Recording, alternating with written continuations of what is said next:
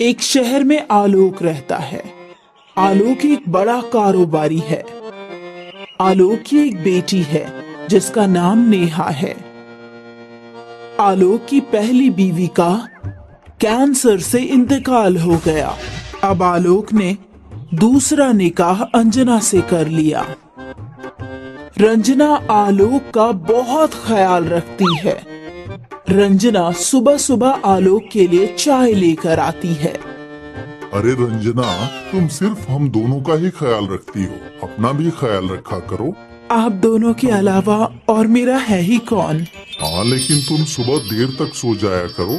ये चाय वगैरह मैं खुद ही बना लिया करूँगा। अच्छा सुनो, मैं तुम्हें बताना ही भूल गया कि मुझे 1 महीने के लिए दूसरे मुल्क जाना है। तुम अपना और नेहा का ख्याल रखना।